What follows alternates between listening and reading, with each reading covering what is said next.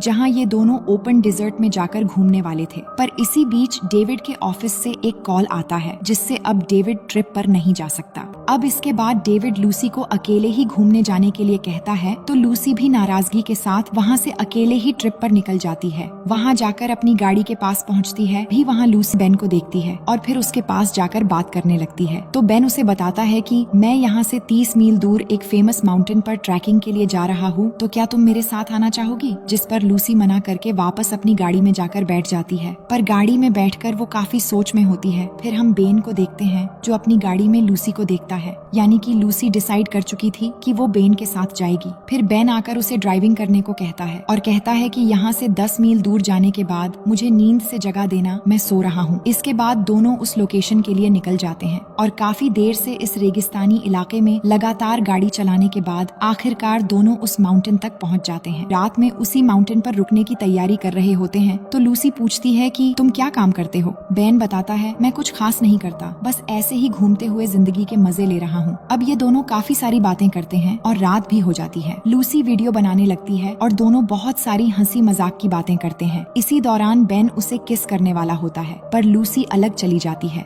फिर अगली सुबह जब लूसी की आंख खुलती है तो वो देखती है कि बेन माउंटेन से पैराग्लाइडिंग करते हुए नीचे जा रहा है। वो उसे पुकारती है लेकिन वो निकल चुका था। फिर वो देखती है कि बेन ने एक नोट रख दिया था कि मैं तुम्हें नीचे मिलूंगा। अब इसके बाद लूसी बेचारी क्या करती, वो जैसे तैसे करके इस खतरनाक पहाड़ी इलाके में गाड़ी अकेले ड्राइव करने लगती है। वहीं डेविड लूसी के आने का इंतजार कर रहा था, लेकिन जिस वैन से उसे आना था वो उससे नहीं आती। डेविड सोच में पड़ जाता है कि आखिर लूसी कहाँ गई होगी। इधर लूसी आकर बेन पर चिल्लाती है कि तुमने मुझे मुश्किल में डाल दिया था और अब बहुत देर भी हो चुकी है क्योंकि मुझे अब तक होटल में पहुंच जाना चाहिए था। इसके बाद ये दोनों वापस आने के लिए निकल जाते हैं और चलते हुए बेन गाड़ी में एक म्यूजिक कैसेट चलाकर ड्राइविंग कर रहा होता है, जिससे वो म्यूजिक कैसेट निकालकर बाहर फेंक देती है। तभी बेन गाड़ी रोक देता है और वापस जाकर वो कैसेट फिर से लेकर आता है, पर उसके ब्रेक मारने के चक्कर में गाड़ी के टायर रेत में धंस चुके थे। बेन गाड़ी निकालने की बहुत कोशिश करता है लेकिन कुछ नहीं होता। अब उनके पास पानी भी कम था और दूर दूर तक बस रेत और जलती हुई हवाएं थीं।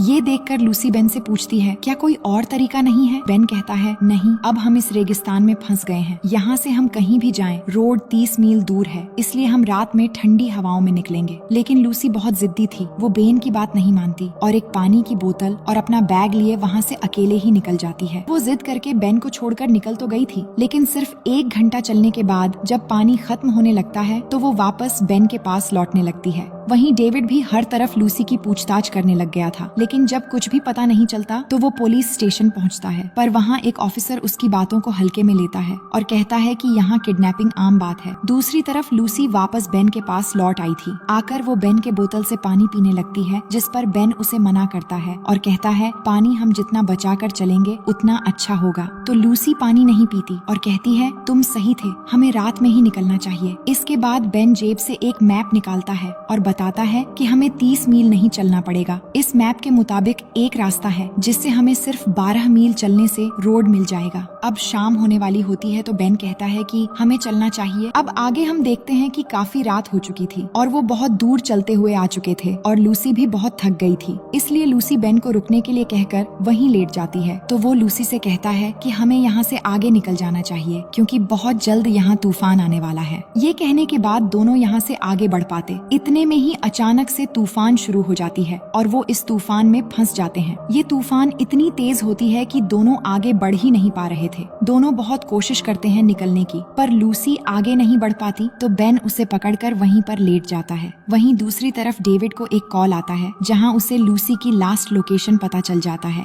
अब सुबह होती है और हम देखते हैं कि दोनों तूफान की वजह से रेत के नीचे दबे हुए थे। कुछ ही दूर एक रोड पर गाड़ी चलते हुए नजर आ रही थी। फिर दोनों दूरबीन से देखते हैं और रोड देखकर लूसी तो सीधे बेन के गोद में चढ़कर खुशी से चिल्लाने लगती है क्योंकि बहुत मुश्किलों के बाद दोनों अब घर जा सकते थे। पर उन्हें नहीं पता था कि आगे जाकर एक नई मुसीबत उनका इंतजार कर रही है। आगे जाकर उन्हें सामने एक बहुत ही बड़ी खाई दिखाई देती है जो देखकर उनकी हिम्मत बिल्कुल टूट जाती है। अब उस रोड तक पहुंचने के लिए पहले उन्हें इस खाई को पार करना पड़ेगा। इसके बाद लूसी कहती है क्या हम खाई से नीचे उतरकर नहीं जा सकते? जिस पर बेन कहता है कि हम बहुत थक चुके हैं, इसलिए शायद हमें पहले थोड़ा आराम कर लेना चाहिए, इसके बाद फैसला करेंगे क्या करना करना है। दूसरी तरफ डेविड लूसी की लास्ट लोकेशन पर पहुंच जाता है, जहां वो एक बूढ़े आदमी को देखता है जो वही आदमी था जिससे बेन ने पेट्रोल लिया था। वो उस आदमी को लूसी की फोटो दिखाता है तो वो लूसी को पहचान लेता है। फिर लूसी और बेन के बारे में उसे सब बता देता है कि वो दोनों यहाँ से कुछ ही मील दूर ट्रिप के लिए निकले थे,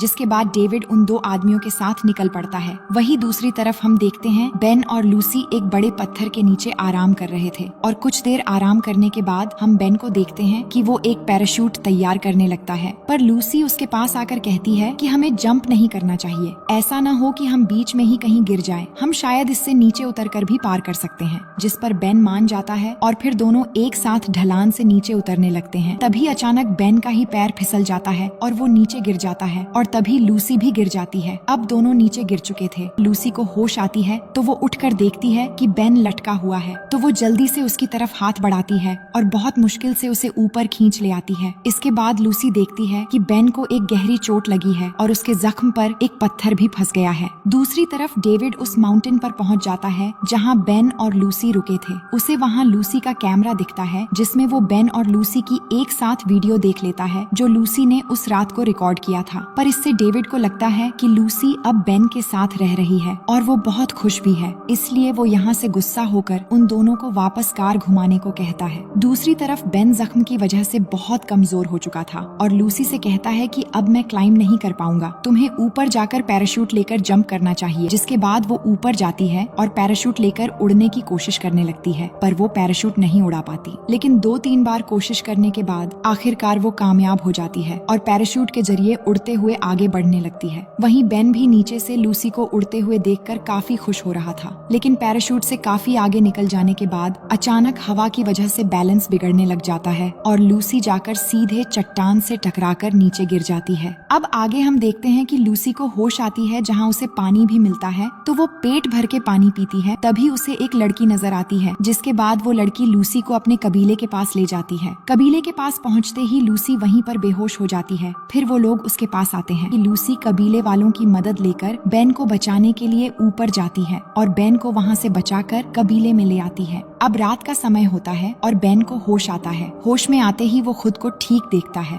और लूसी भी उसके पास ही थी। अब यहाँ लूसी बेन को प्यार करने लगती है और इस तरह वो एक दूसरे के बेहद करीब हो जाते हैं। फिर अगली सुबह का सीन दिखाया जाता है जहाँ कबीले के बहुत सारे लोग होते हैं और एक लड़की उनके लिए खाना लेकर आती है और वो लूसी का हाथ पकड़कर उसकी तारीफ करती है और कहती है, आप बहुत ही खूबसूरत और बहादुर लड़की हो। दूसरी तरफ वो दोनों आदमी बेन और लूसी को ढूंढते हुए उस कबीले के पास पहुंच जाते हैं और वो देखते हैं कि बेन और लूसी वहां से निकल रहे हैं। इसके बाद वो दोनों कार लेकर रोड से जाने लगते हैं और उन्हें पता था कि बेन और लूसी उन्हें देखकर गाड़ी रोकेंगे और ऐसा ही होता है। फिर बेन और लूसी को अपनी कार में बिठाकर चल पड़ते हैं, लेकिन हम यहाँ डेविड को नहीं देख पाते क्योंकि उन दोनों ने पहले ही उसे बेहोश करके डिक्की में रख दिया था। अब यहाँ उनमें से एक आदमी कहता है, तुमने अपनी कार कहाँ छोड़ी है? जिस पर बेन कहता है कि उस पहाड़ी से कुछ ही दूरी पर गाड़ी फंस गया था, इसलिए हमें वहाँ गाड़ी छोड़कर आना पड़ा। फिर एक आदमी कहता है, तुम अगर चाहो तो हम तुम्हें गाड़ी के पास छोड़ सकते हैं, जिससे तुम्हारी गाड़ी भी मिल जाएगी और वहाँ से हम तुम्हारे लिए टैक्सी का इंतजाम भी कर सकते हैं। अब इस बात से बेन और लूसी भी राजी हो जाते हैं। फिर वो दोनों उनकी गाड़ी की तरफ जाने लगते हैं। कुछ दूर जाने के बाद वो लोग उस जगह पहुँच जाते हैं जहाँ बेन की गाड़ी था, लेकिन अब कार से निकलते ही वो उन पर गन पॉइंट कर देते हैं। इसके बाद वो दोनों कुछ लोगों को यहाँ पर बुलाते हैं। फिर जिस आदमी से उन्होंने सौदा किया था वो खरीदार वहाँ आता है। इसके बाद वो कार की डिक्की से डेविड को भी निकाल लाते हैं और हमें यहाँ पता चलता है कि उन दोनों ने खरीदार से सिर्फ बेन और डेविड को बेचने की बात की थी। अब वो खरीदार बेन के पास जाता है और उसके जख्म पर मारकर उसे गिरा देता है। लूसी ये देखकर बेन के पास जाती है तो वो लूसी को पकड़ता है और कहता है कि मैं इस लड़की के लिए ज्यादा पैसे दूंगा, पर वो दोनों कहते हैं कि हम लड़की को नहीं बेचेंगे। इसके बाद वो खरीदार लूसी को गंदी नजरों से घूरने लगता है और उसे कपड़े उतारने के लिए कहता है, जिससे लूसी उसके मुंह पर थूक देती है और इससे गुस्सा होकर वो लूसी को शूट करने वाला होता है, लेकिन तभी उनमें से एक आदमी गोली चला देता है, जिससे उनके आपस में ही फायरिंग शुरू हो जाती है और इस तरह वो एक दूसरे को शूट करके मार देते हैं। पर अंत में वो खरीदार बच जाता है और अब वो लूसी को मारने वाला होता है, लेकिन तभी बेन के हाथ एक गन लग जाती है, जिससे वो उसे शूट करके मार देता है। और इस तरह इतनी मुश्किलों के बाद भी डेविड, लूसी और बेन बच बच जाते हैं। बेन जख्म की वजह से कमजोर पड़ चुका था। फिर वो उन्हें कहता है कि गाड़ी के टायर की हवा निकाल दो, गाड़ी बाहर आ जाएगी। जिस पर डेविड कहता है कि अगर तुम्हें पता था कि हवा निकालने से गाड़ी निकल जाएगी तो तुमने ये पहले क्यों नहीं किया। लूसी भी ये सवाल बेन से पूछती है तो वो बताता है कि हाँ, मैं जानता था कि ऐसा करने से गाड़ी निकल जाएगी, लेकिन मैंने जानबूझकर इस ट्रिप को इसलिए लंबा किया ताकि मैं तुम्हारे साथ ज्यादा समय गुजार सकूं। इसके बाद लूसी आकर टायर की हवा निकालती है।